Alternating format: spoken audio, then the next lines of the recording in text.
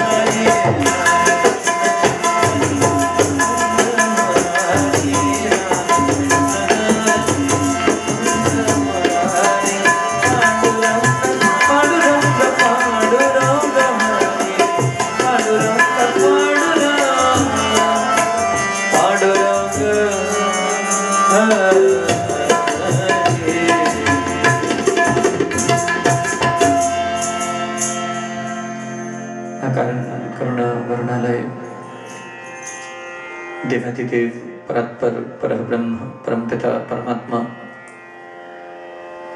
व पूज्य गुरुजनों की भावमयी दिव्याति दिव्य अति पावन रमणीय सूक्ष्म उपस्थिति में उपस्थित मेरी निजात्म स्वरूप ज्योतिर्मयी प्रकाशमयी चैतन्यमयी अति पावन दिव्यात्माओं, आप सबके भीतर विद्यमान सर्वनियंता सर्वव्यापक सर्वशक्तिमान अखिल ब्रह्मांड नायक जगदाधार सर्वेश्वर सर्वभूतात्मा अखिलेश्वर परमेश्वर को मेरे हृदय से कोटि कोटि नमन स्वीकार कीजिएगा, स्वीकार कीजिएगा।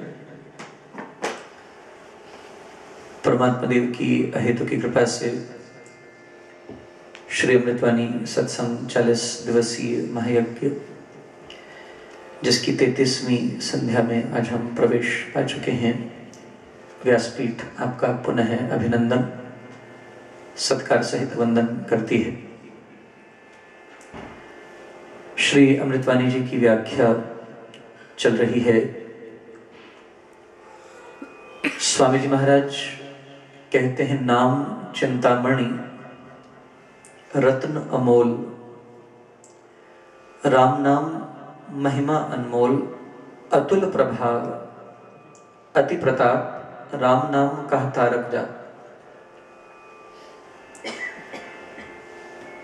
संसारियों को नाम की महत्ता समझानी हो,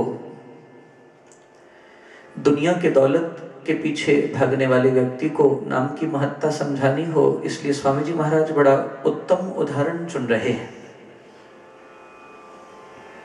दोनों की बात कर रहे हैं स्वामी जी महाराज, एक साधु की भी कर रहे हैं, एक संसारी की भी कर रहे हैं। नाम को महाराज चिंतामणि कहते हैं। चिंतामणि का अर्थ समझते हैं? एक ऐसा बहुमूल्य रत्न जिस रत्न की प्राप्ति से अन्य सभी कामनाओं की पूर्ति होती हो, उसे चिंतामणि कहते हैं। जो कल्पतरु माना गया है, सर्व कामनाओं की पूर्ति का साधन माना गया है, उसे कहते हैं चिंतामणि। जब चिंतामणि कह दिया, फिर रत्न कहने की जरूरत क्यों पड़ी? दो बार एक शब्द का पर्याय इस्तेमाल किया जा रहा है, तो जरूर उसके पीछे कोई कारण है। चिंतामणि उनके लिए है जो मुक्ति पाना चाहते हैं, लेकिन जो लोभ और लाभ की भाषा समझते हैं, उनके लिए महाराज रत्न शब्द का इस्तेमाल करते हैं। नाम चिंतामणि है, सब कामनाओं को पूरा करने वाला है, फिर नाम को रत्न भी कहते हैं। रत्न कह के शब्द का इस्तेमाल किया है अमोल, जिसका कोई मोल नहीं होता, उसे बोलते हैं अमोल। नाम चिंतामणि रत्न, इस रत्न को किसी भी तरीके खरीदा नहीं जा सकता, क्योंकि जो चीज अमोल हो वो बिकाऊ नहीं होती। अमोल है, इसे खरीदा नहीं जा सकता। नाम चिंतामणि रत्न अमोल। मेरे साईं कहते हैं राम नाम महिमा अनमोल। किसी भी भांति इसे प्राप्त करने में सहजता नहीं बताई। अतुल प्रभाव जपोगे तो इसका प्रभाव दिखाई देने लगेगा। अतुल है, जिसकी कोई तुलना नहीं की जा सकती।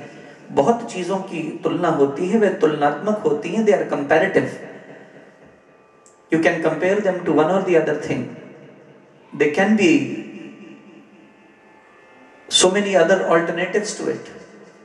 लेकिन मेरे साईं कहते हैं इस नाम का कोई ऑल्टरनेट नहीं है। There is no alternative. Atul Prabhav, फिर बोले अति प्रताप। राम नाम कहा तारक जात।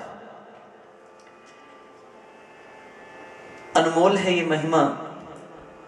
द्वापर का एक उदाहरण मुझे स्मरण आता है। द्वापर युग में भगवान श्री कृष्ण का अवतार हुआ है।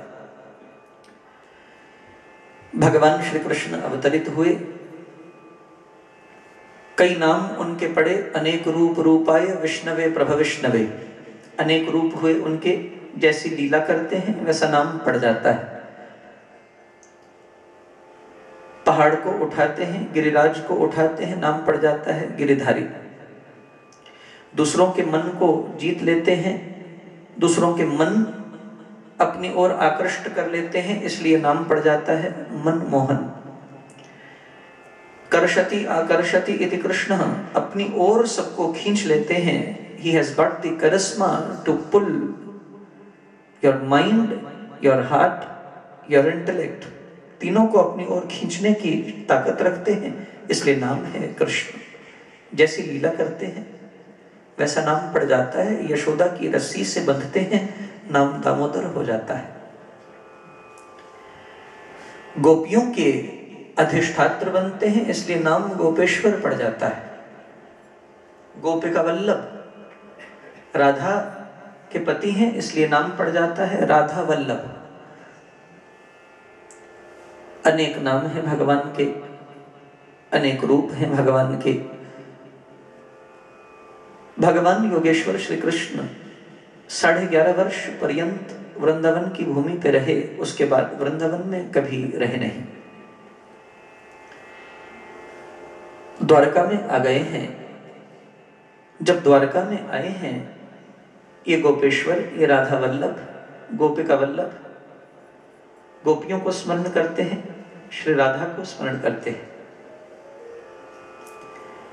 ये जो रानियां हैं, 8 रानियां, सत्यभामा, रुक्मिणी इत्यादि 8 रानियां हैं। वो 16,100 तो भामासुर से छुड़ाई गई थी, वो रानियां नहीं थी। उन्हें केवल रानियों का दर्जा दिया गया था। रानियां तो केवल 8 थी। 8 रानियां हैं, ये भगवान की बड़ी सेवा करती हैं, बड़ा ध्यान रखती है। लेकिन भगवान जो है वह उन गोपियों की स्मृति जो है, वो ब्रजमंडल में मिला हुआ प्रेम जो है वह भुला नहीं पा रहे। गोपियों को लगता है